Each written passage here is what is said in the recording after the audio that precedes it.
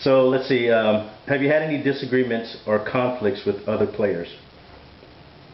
Well, yeah. Apparently they want me to make every shot I take. So anytime I miss a three-pointer, I hear it from somebody. Jeff, shooting too much. But as long as I make half of them, I think we're doing all right. No big disagreements, just the normal basketball stuff that happens in the flow of the game. But nothing we can't get over. So what does it mean to be a member of the IBL?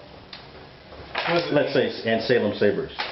You know, to me, it's been really cool because it's my professional career. Like I said, I could have went overseas. And after my first couple years in the IBL, we had scouts that first year. I mean, from the NBA coming in. We had a really good big guy who was actually my last 2 years of college.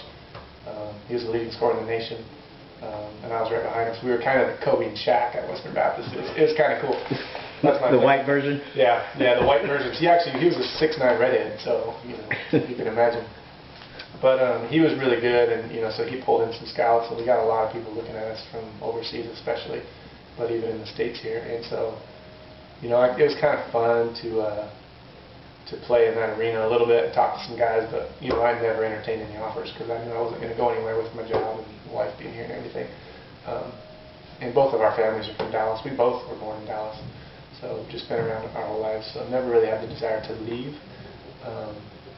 for an extended period of time. So for me, it's been really cool to be able to play professional basketball right here in my backyard. So I've been on every team you've had since it started. So what professional teams was checking you out? I don't even know.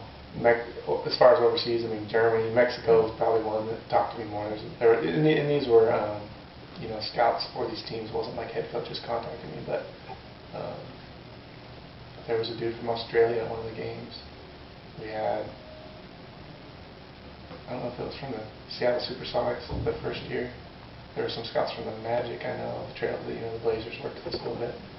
But yeah, I mean, there's just a lot of exposure at that time, and we were really successful that year. We were a really good team, so we got some exposure. So we know Willie Freeman, he left us and pursued his career as Director of Operations in Western Carolina University. Yeah. And we have Joe Becerra is going to step up and be head coach. What do you think of him as the new head coach for the team? Joe's probably the only person in the organization that's been there from day one. Is he not? He might be. Well, day one of ours. Well, I mean, but he's been around. As far as the Salem Stampede, when they started back in '06 or it was either '06 or '07 anyway. So I've known Joe forever. So he coached most of those years, in fact. So as far as I'm concerned, I mean, he's going to fit right in with me. He's a friend of mine as much as anything, but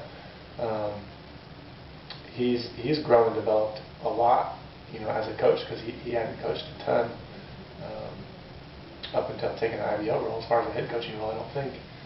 But just over the years, I mean, I've seen him, his ability to, I'd say his greatest ability is seeking talent in players. I mean, he's going to put a good squad together, and then as far as coaching goes, at this level, in the IBL, you got to let players go out there and play and do what they do, and he does that. He's not going to overcoach. He's not going to just, roll the ball out, let us go wild, but he's also going to let us do what we're good at. And so I have all the confidence he's going to put together a good team and let us play.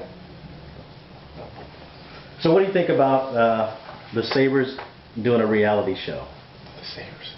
I'm still trying to piece this thing together, see how it's actually going to work, because I've seen some reality shows, but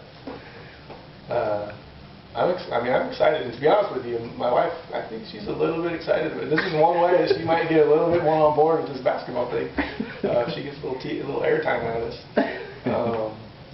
But I think it'd be fun, to be honest with you. I mean, I think it's kind of a cool deal, and I think it would. I think it'll be a good thing for some kids to see, because it's not just about making the NBA. I mean, there's a lot of ways that kids can pursue their basketball career after college. And I mean, there's a lot of opportunity out there, really. So to play at this level, for me, I played small college ball because I was a two-sport athlete, and so I didn't go to D1. But when I came into the IBL, I was playing against a lot of D1 players, and so for me to be successful, I was an all-star for however many years there for a while. Been a leading scorer every year, a leading scorer, not the leading scorer. But I've been successful against D1 athletes, and so for me, it was cool for me to see how I measured up against these guys that I never got to play college, you know. So. And you did score 50 points at the Yeah. Pac Northwest Championship. What was the date of that? What day was that game? Was that 30? I think I scored 50 points at the age of 30. And we won by 1 in the championship game. So I still got it. I still got it. Okay, now get up and dance for us. Yeah. Fall over my mouth. So, okay, I think that concludes the casting. Thank you, Cool Fire Production. Yeah, yeah.